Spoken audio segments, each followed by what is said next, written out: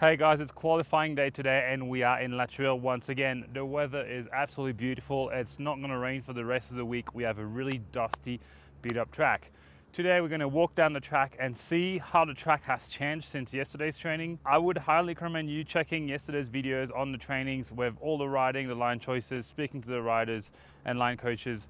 So go check that out before you watch this one. Going down, I'm going to show you all the section of track that has changed since yesterday and how the riders are going to approach said sections of track in order to win on Saturday. General reminder that this series is still 100% self-funded, so if you're a brand that'd like to get involved in a season-long narrative, please get in touch. If you're an individual that just enjoys the content, you can buy some of the sweet t-shirts or make the donation, click the link down in the description. Anyway guys, qualifying Thuile 2026, let's go. So as you can see here, even on the top, the ruts are dug in inside this like little kind of rocky sections, so the riders can put their wheels in and follow the track. It's pretty shattery though. It's not really smooth, and that will put you in the red zone straight away because you're going to get tired. So see, as I mentioned yesterday, this landing is kind of bombed out. It's actually not as bad as last year, I don't think, but then don't lose the front here before you hit that corner. That's pretty loose, but it seemed like the change they've made on the track have worked actually. It's nicer than it was.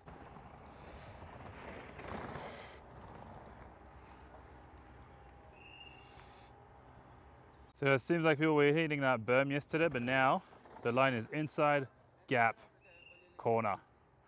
And I think the boys may be able to even gap the whole thing.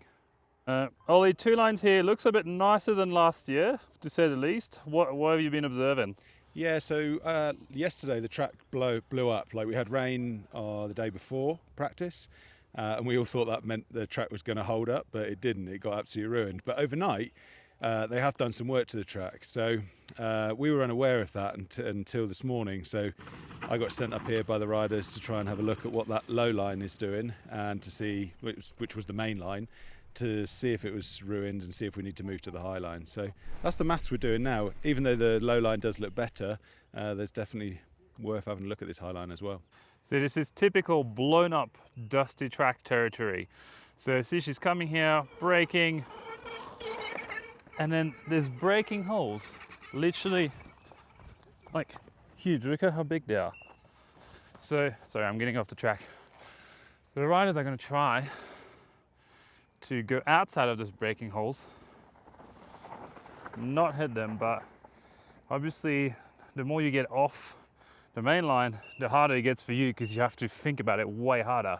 So another perfect example of absolutely blown apart track. There's corner there. See, you can see people that going too wide and hitting that, which is definitely not the line. It's super loose. But yeah, the riders are going to have to be super careful, because if you go offline there and you go into something like this, then you're losing an awful lot of time. So they're going to have to be super careful as the track evolves, even as the riders go down. So see, even in the slidey corner of death, a rut has developed, so it means there's a bit more support here than there was yesterday. So it's actually nicer than it was, but not a whole lot of support there though. Dominic, how is it right now? Quite.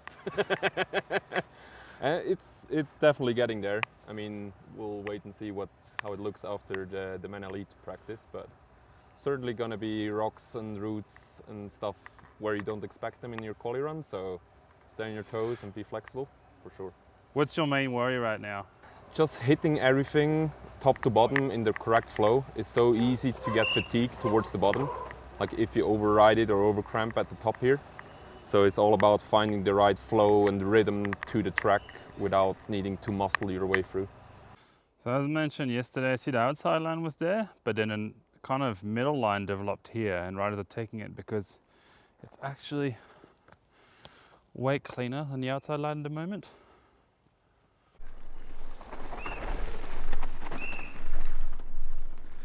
Same in this corner, the outside corner is literally not even rideable anymore. As you can see, like the rut is so big, it like literally blocks the exit of the original corner, which is mad.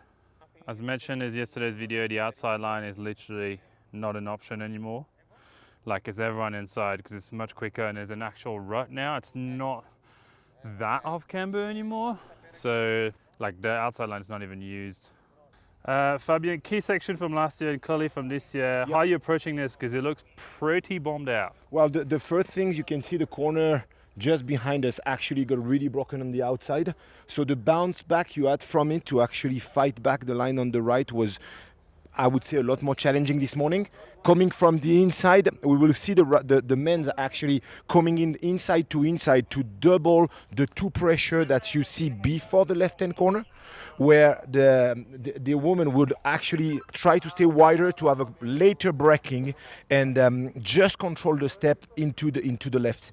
The left is getting damaged towards the end, so we have to kind of anticipate a potential inside later, but knowing that most of the run has been done in the traverse on the left side to try to enter the right after with a maximum of speed. So the change will be quite radical for quali.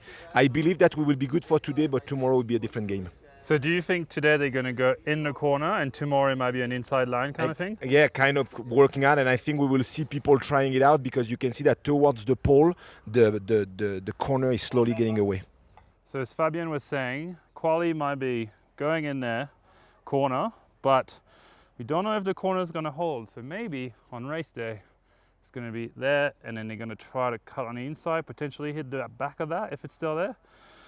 He'll require quite a bit of adaptation from the riders if it's the case. So the sharp corner from yesterday's video seems to have held okay.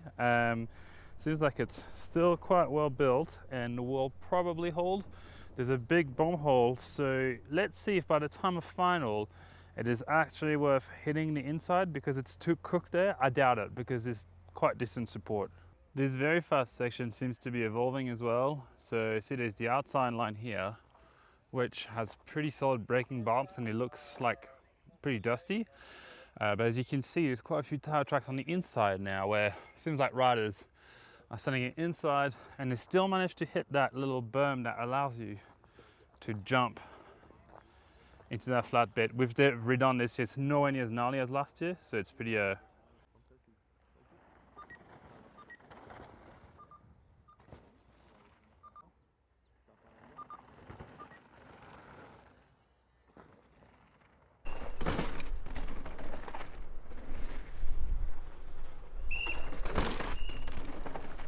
So this is not getting better, it's really bombed out.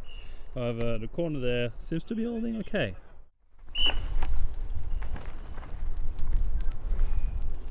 So see unlike yesterday where they were going outside line here, everyone seems to be going inside line, which literally wasn't there yesterday. It's yeah, has created this afternoon I guess.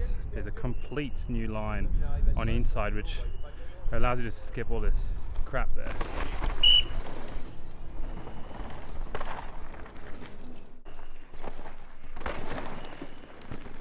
It doesn't look like inside line is always the option, but it might be.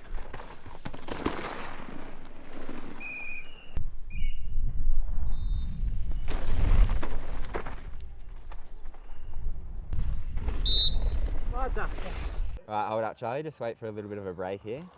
Oh, wowzers. Carter. Oh, he still goes for it. Yeah, buddy. Yeah, buddy. All right, bro. So we've got a few options here. Just the guy. He's been timing it. Coach Killmuzzer. So we've got a low here, which is wild. Like sending in, because you can carry heaps of speed. Bomb this bottom right and then hop the roots. Oh, see, just like that, I've missed Acer, dude. That's the low. That's about as good as you'll get the low. There's a mega high along the top here, but we haven't seen a rider successfully hold that in this morning's session. And then there's a middle. You can do two off the middle. You can gap from this route over the rock, or you can unweight over that route. Oh! You can unweight over the route and then gap off that into the downside. Mate, there's a lot of option. It's a pretty exciting section, hence why everyone's here.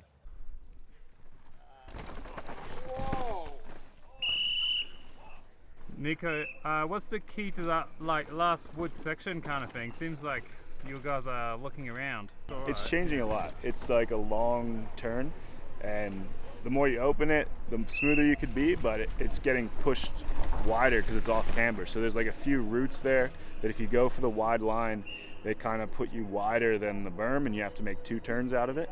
If you go tighter, obviously it's like a lower speed limit to get a tighter line, but then you can make 1 turn out of it. So I think it's going to change, and it's so hard for the riders to see with the spotty light that it's hard to be really precise with the line, so they need to find something that's consistent. And do you think the rock gap's the go, or?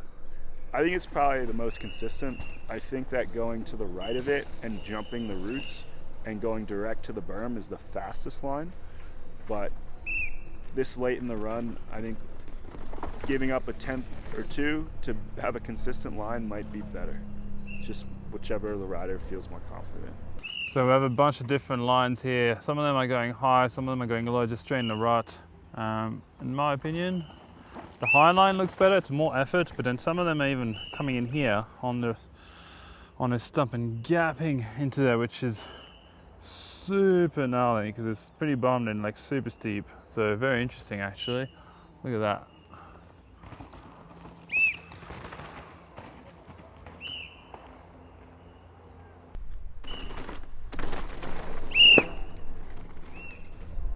Thibaut, inside or outside line there? Just only a few riders did the outside, so it's not really clear yet what to do.